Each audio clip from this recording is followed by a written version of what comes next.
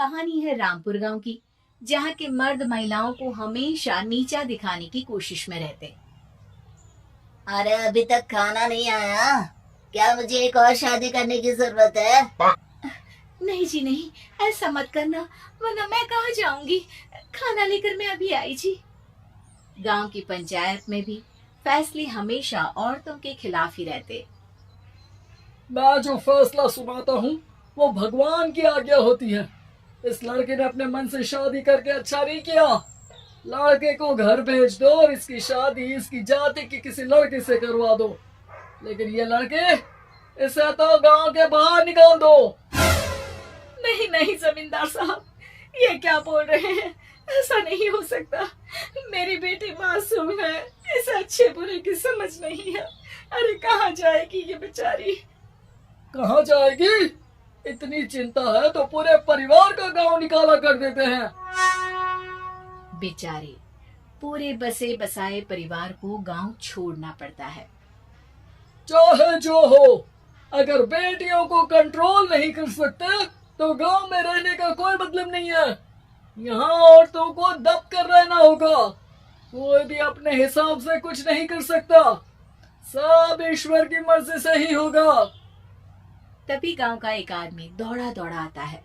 सरपंच साहब, जमींदार साहब, वो कालिया है ना, उसकी बेटी पढ़ने के लिए शहर जा रही है। अच्छा, ये कब हो गया? और कालिया की हिम्मत कैसे हो गई ऐसा करने की? लेकर आओ उसे और उसकी बेटी को। बस फिर क्या था, हाजिर हो जाते हैं कालिया और उसकी बेटी सरपंच के सामने। अरे कालिया, ये क्या सुनने में आ रहा है? बेटे को इंजीनियर बना रहा है तू? और ये बता, गांव में तो स्कूल नहीं है, फिर कहां से इतनी क्लास पास कर गई तेरी बेटी? राधा, जो कि कालिया की बेटी है, उसे लगता है कि सरपंच उसकी तारीफ कर रहे हैं। सरपंच जी, मैंने ऑनलाइन पढ़ाई की है, डिस्टेंस लर्निंग से। सभी में मैंने अच्छे नंबर पाए हैं, जिसे देखते हुए शहर की इंजीनियरिंग कॉलेज में मुझे स्कॉलरशिप मिली है। वाह जी वाह, क्या होती है ये? पहले तो ये बताओ, फिर आगे की बात करते हैं। पूरा गांव राधा की बात सुन रहा था और राधा बोलती जा रही थी। तो ऐसे मैं फ्री में एक अच्छी शिक्षा लेकर गांव में जो कुछ परेशानियां हैं, जैसे बिजली, पानी और इंटरनेट जैसी समस्याओं के लिए काम करूंगी। मैं गांव को शहर से जोड़ने के लिए पुल का निर्माण करवाने का प्रस्ताव रखूंगी। मुझे पूरी उम्मीद है कि जल्द ही हमारा गांव भी तरक्की की राह पर चल पड़ेगा। राधा की बात सुनकर सारे गांव वाले ताली बजाने लगते हैं। सरपंच को समझ नहीं आता कि वो क्या करे। चुप रह नादान लड़की, गांव के खिलाफ जाने के लिए तुझे गांव से बेदखल कर दिया जाएगा, वो भी पूरे परिवार के साथ। और हाँ, अगर ठीक से गांव में रहना चाहती है तो ये पढ़ाई लिखाई छोड़ दे। हम तेरे लिए गांव का कोई होनहार लड़का देखेंगे। तभी गांव का एक आदमी बोल पड़ता है। अरे नहीं नहीं सरपंच जी, राधा बिटिया जो बता रही है, अगर वैसा हो जाए तो हम लोगों को पैसा कमाने के लिए बाहर नहीं जाना पड़ेगा। हाँ जी, और ना ही कोसों दूर पानी के लिए भटकना पड़ेगा। हमारे बच्चे भी अच्छी पढ़ाई कर सकेंगे और आगे बढ़ेंगे, ना कि हमारी तरह खेती करते बैठेंगे। क्यों गांव वालों, राधा बिटिया का साथ देना चाहिए ना। सरपंच देखता है कि गांव राधा के साथ है तो वो चुप हो जाता है। वो घर आकर अपने सलाहकार से बात करता है, जो बहुत ही चालाक किस्म का इंसान होता है। अरे सरपंच साहब, आपको बहुत ही होशियारी से काम लेना पड़ेगा। एक बार गांव तरक्की कर गया, यहाँ के बालक पढ़ लिए तो कोई ना पूछेगा आपको। और फिर ये जो बेटा और बेटी है ना आपके, इनको भी आम लोगों की तरह ही जीवन जीना होगा। हाँ, लेकिन करे तो क्या करे? वो ना आप मुझ पर छोड़ दीजिए, बस मैं जैसा बोलूं करते जाइए। अगले रोज सुबह जब गांव वाले सोकर उठते हैं तो राधा के घर के बाहर और साथ ही वो लोग जिन्होंने राधा का सपोर्ट किया था, उनके घर के आगे लाल रंग से कल आऊंगी लिखा होता है। कल आऊंगी, ये क्या होता है? अरे यह तो खून से लिखा है, लगता है कोई भूत प्रेत या चुड़ैल का साया है। चलो सरपंच जी के पास चलते हैं। सभी सरपंच के पास जाकर उसे सारी बात बताते हैं। और ये तो बड़ी मुश्किल की बात है। चलो, मैं एक बाबा को जानता हूँ, उन्हें बुला लेता हूँ। सरपंच बाबा को लेकर गांव के घर के बाहर जाता है।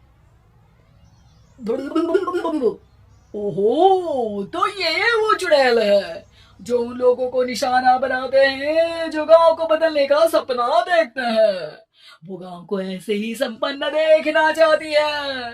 वो नहीं चाहती कि कोई बाहरी यहाँ का कायाकल्प करे। क्या तुम लोगों में से किसी ने गांव को बदलने की सोच रखी है?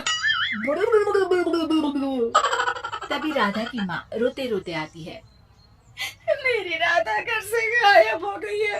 अरे कोई तो बचाओ, मेरी बच्ची कहाँ गई?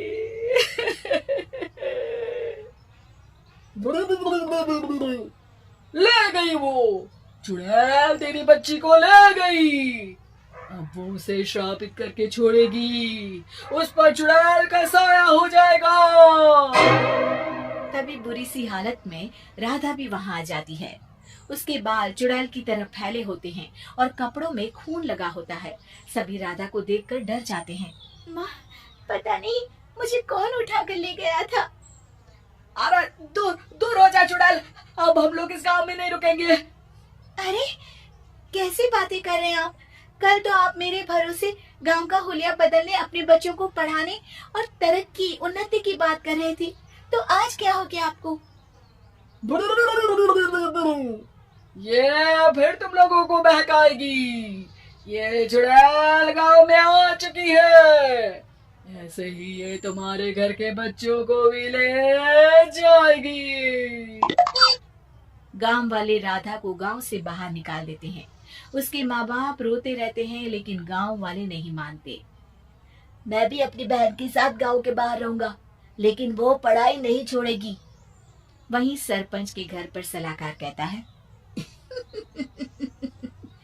देखा, सांप भी मर गया और लाठी भी नहीं टूटी। लेकिन अगले ही दिन सरपंच के घर के बाहर भी वही शब्द लिखे होते हैं। और फिर सरपंच की बीवी कहती है, हमारी बेटी को किसी ने अगवा कर लिया है। तभी राधा का भाई वहां आ जाता है। अरे गांव वालों, मैंने सरपंच जी की बेटी को देखा था। वो चुड़ैल उसे उठाकर ले जा रही थी। अरे क्या मजाक कर रहे हो? नहीं नहीं सरपंच जी, आप नहीं जानते। वो चुड़ैल अब आपकी बेटी में आ जाएगी, जैसे राधा के अंदर आ गई थी। तभी सरपंच की बेटी वैसी ही हालत में वहां आती है जैसे राधा आई थी। पापा, पता नहीं कैसे मैं गायब हो गई थी। चुड़ैल, इसके अंदर भी चुड़ैल का साया है, मारो इसे। अरे नहीं नहीं, इसे भी राधा के पास गांव के बाहर ही भेज दो। अरे चुप रहो, मेरी बेटी कहीं नहीं जाएगी और चुड़ैल वुड़ैल कुछ नहीं होता है। अरे कैसे बात कर रहे हो सरपंच जी? आप तो बोल रहे थे कि आपका फैसला भगवान का ज्ञान होता है, तो अपने पर बात आई तो अब आप ऐसे बोल रहे हैं। अरे ना ना ना, आपको अपनी बेटी को त्यागना ही होगा। अरे बुलाओ बाबा को। राधा का भाई बाबा को ले आता है, जिसे अब गांव वालों के डर के कारण सच बोलना पड़ता है। मैं कोई बाबा नहीं हूँ, मैं तो मोची था। ये सलाहकार महोदय ने मुझे कहा था एक्टिंग करने को। वो मुझे पैसे देने वाले हैं। अब मुझे माफ कर दो। गलती हो गई, मुझे माफ कर दो। तभी वहां राधा आ जाती है।